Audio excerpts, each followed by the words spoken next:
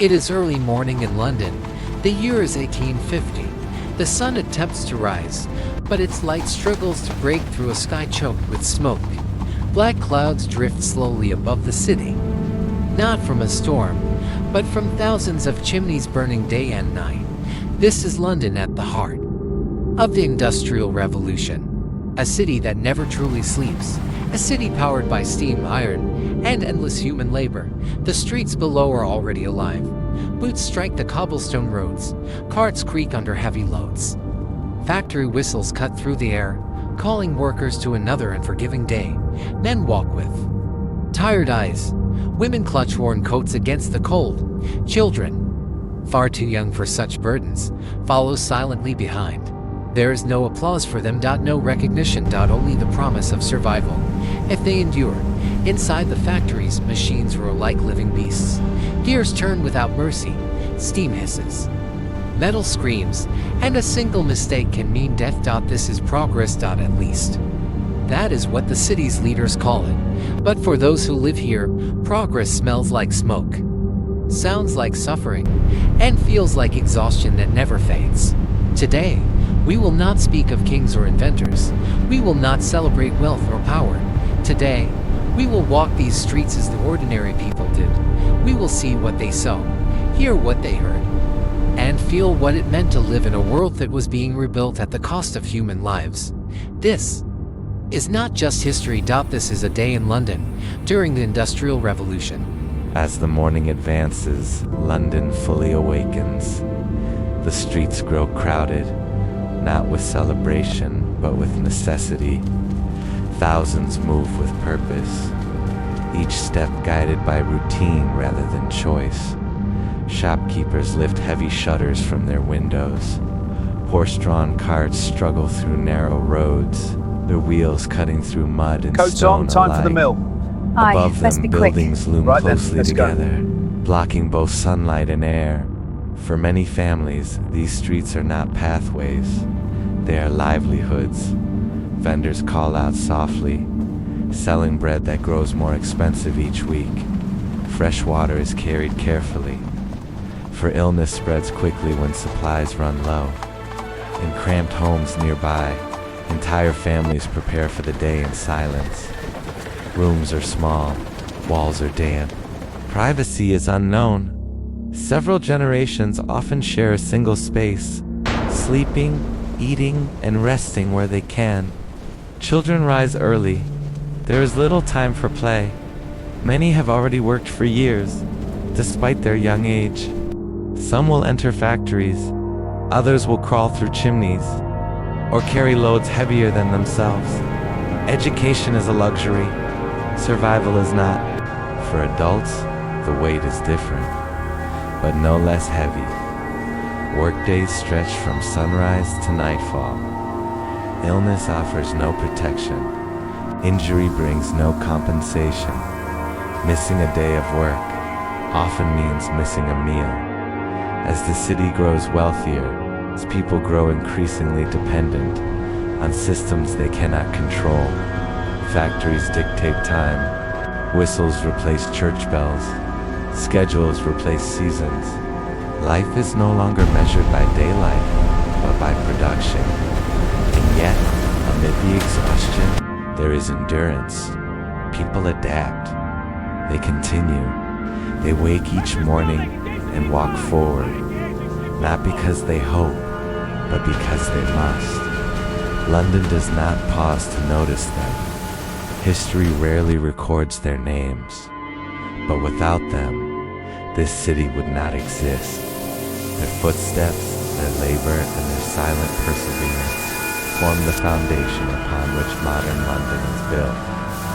By mid-morning, the factories are fully alive.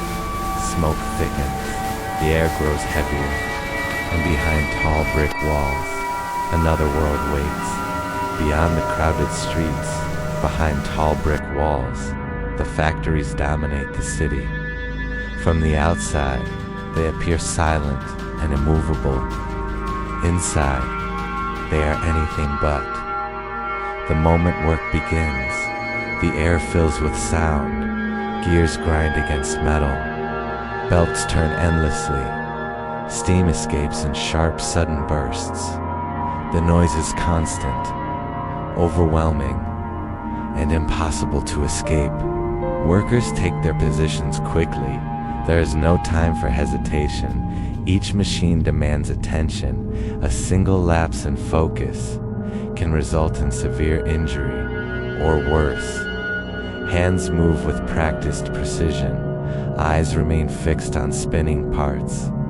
Conversation is rare, not by rule, but by necessity. The heat inside the factory rises rapidly.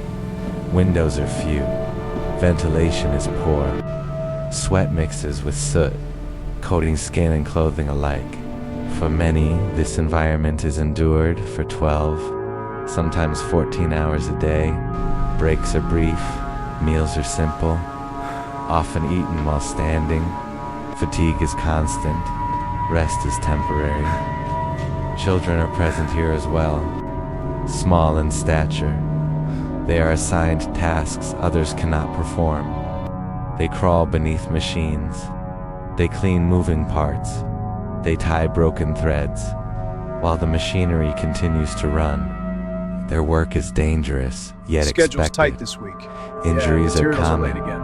We'll Fingers manage, we are always do. lost. Limbs are crushed. When accidents occur, production does not stop. The machine is repaired. The worker is replaced.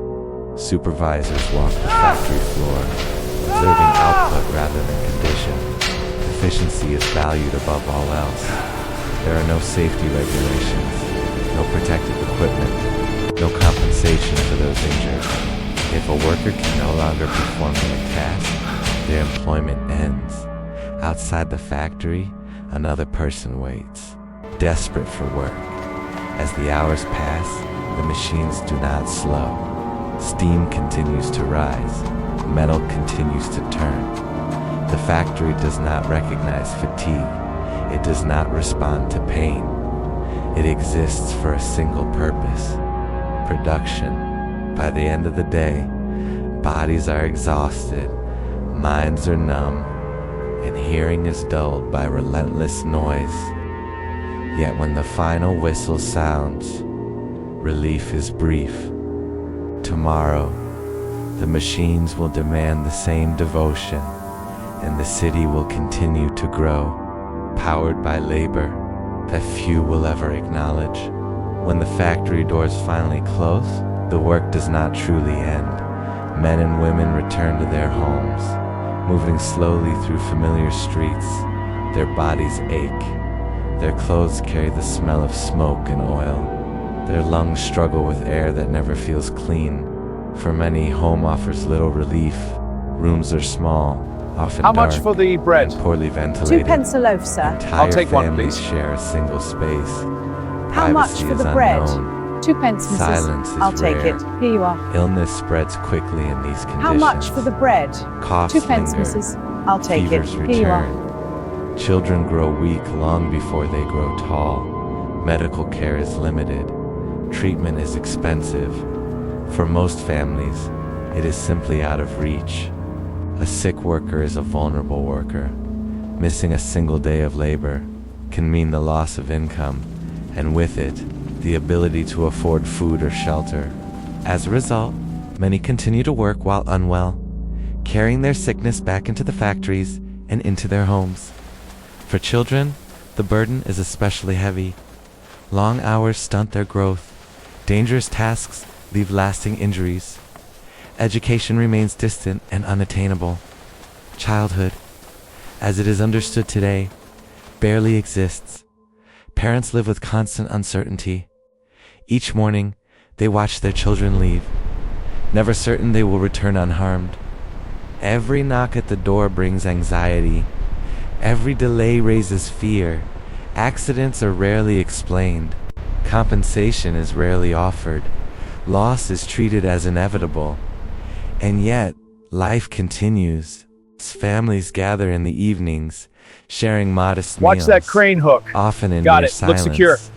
Okay, let's check the Exhaustion beams. leaves little Right behind room you. for conversation. Watch the chains Hope move. is expressed Yeah, quietly, the pistons are if at extending all. now. Okay, hands Still, clear. there are moments of Watch the resilience. crane hook. It's A holding shared steady. meal, Steve, stop! a brief I'm laugh, clear. a sense of belonging in a harsh world. These moments are small, but they matter. They remind people of their humanity, even as the system surrounding them threatens to strip it away. London grows larger, its industries expand, its wealth increases, but behind the progress, there is a cost. One paid not in gold or machinery, but in lives shaped by hardship and endurance measured in silence. As the days pass, routine becomes unchanging. It's hot. Morning the door arrives, ajar for work air. begins, and exhaustion follows. For most families, Keep the time door no ajar longer for moves air. in weeks or months, but in shifts in wages. Each day is measured by what can be earned and what must be sacrificed. In poorer districts, the streets never truly rest. Even late at night, movement continues. Some return from late shifts, others prepare for early ones. Sleep comes in short intervals, often interrupted by noise or worry. Homes offer little protection from the city. Cold seeps through thin walls in winter. Heat lingers heavily in summer. Clean water remains scarce. Waste flows openly through narrow alleys. Disease spreads without warning. Cholera, tuberculosis, typhoid. Illness does not discriminate, but it punishes the poor most severely. When death occurs, it is rarely marked by ceremony. Funerals are brief. Graves are crowded. Life continues almost immediately. For those left behind, grief must be contained. There is work to be done, rent to be paid, children to feed. Women often shoulder the greatest burden. Many work inside factories. Others take in sewing, wash clothing, or sell small goods from their homes. Their labor is essential, yet rarely acknowledged. Pregnancy offers no exemption. Motherhood brings no relief. Children are raised in the Hello, presence family. of work, Welcome home. danger, Uncle, so good to and see fatigue. you. Join us. Bless you. And Play you is all. rare. A toast. Rest is brief. Responsibility arrives early. As years pass, the city expands I'm outward. home. New Welcome back, factories son. rise. We missed you. Railways Good to cut see through you. You too. neighborhoods. Entire communities are displaced. Progress reshapes the landscape, often without regard for those who live upon it. Yet people adapt. They form informal networks. Neighbors rely on one another. Information is shared quietly. Warnings about dangerous machines, advice on avoiding certain streets, small acts of cooperation that make survival possible. In moments of rare leisure, people gather where they can. Public houses, markets, street corners. Conversation is subdued. Laughter is restrained. But it exists. These moments provide brief escape and a reminder that life is more than labor. Religion offers comfort to some. Others place their faith in endurance alone. Change is slow, but it is not absent. Over time, voices begin to rise. Writers document conditions. Reformers demand accountability. Public awareness grows gradually. Child labor laws are discussed. Factory inspections are proposed. Working hours are questioned. These changes do not arrive quickly, nor do they help everyone. But they mark the beginning of resistance. The Industrial Revolution does not slow. Its machines become faster. Its output increases. Its influence spreads far beyond London. Goods produced here travel across the world. Wealth accumulates. Empires expand. And yet, the foundation remains the same. Human labor, human sacrifice, human endurance. By the end of the century, London will look different. Streets will widen. Regulations will improve. Living conditions will slowly change. But the memory of this era will remain embedded in the city, in its architecture, in its institutions. in its inequalities. The modern world owes much to these streets, not only to invention and ambition, but to the countless individuals who endured conditions they did not choose. They did not shape history through power, they shaped it through persistence. Their lives remind us that progress is never neutral. It benefits some, while demanding sacrifice from others. To understand the present, one must acknowledge the cost of the past, because history is not only built by machines or measured in output, it is lived day by day by ordinary people, and it is their story that continues to echo through the streets of London. By the late hours of the day, the city begins to slow, not because the work is finished, but because bodies can endure no more. Lights glow faintly behind windows, streets empty gradually. The noise of machinery fades into memory, if only for a few hours. In these quieter moments, London reveals another side of itself, a city shaped not only by production, but by patience. People rest where they can. Some sleep immediately, others sit in silence, their minds still occupied by the rhythm of the day. Tomorrow will arrive quickly. It always does. For many, there is little distinction between days, only repetition. Yet within this repetition, history quietly takes form, not through grand events, but through accumulation, years of labor, years of adaptation, years of survival. These experiences shape expectations. They influence how people understand work, authority, and their place within society. Over time, the demands placed upon workers begin to change. Gradually, working hours are reduced, conditions improve, regulations are introduced. These reforms are hard-won. They arrive slowly, often after resistance and loss, but they matter. They demonstrate that endurance alone is not the end of the story, that conditions, once accepted as permanent, can be challenged. The city continues to evolve.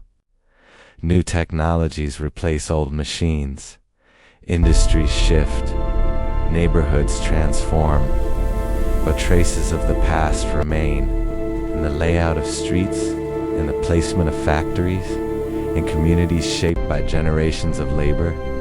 Modern London moves faster, but it still follows patterns established long ago. Time is scheduled, productivity is measured, work remains central to daily life. The Industrial Revolution may belong to history, but its influence does not. It shaped how cities function, how economies operate, and how individuals relate to their work. Most importantly, it reminds us of those whose lives were defined by forces beyond their control. They did not choose the era they were born into. They did not benefit equally from its rewards, yet they endured, they adapted, they carried the weight of progress, often without recognition. Their contribution was not written in books, but built into the world itself. To walk through London today is to walk through layers of their effort. Every bridge, every railway, every district, all connected to lives lived quietly and work performed without applause. History often celebrates outcomes. It praises invention, growth, and achievement. But understanding history requires something else. It requires attention to those who lived within it, because progress is never abstract. It is experienced, felt, and endured in the modern world. In all its complexity, stands upon foundations laid by ordinary people who simply continued forward. This is their legacy, not one of glory, but of persistence. And it is a legacy that continues to shape the world we inhabit today.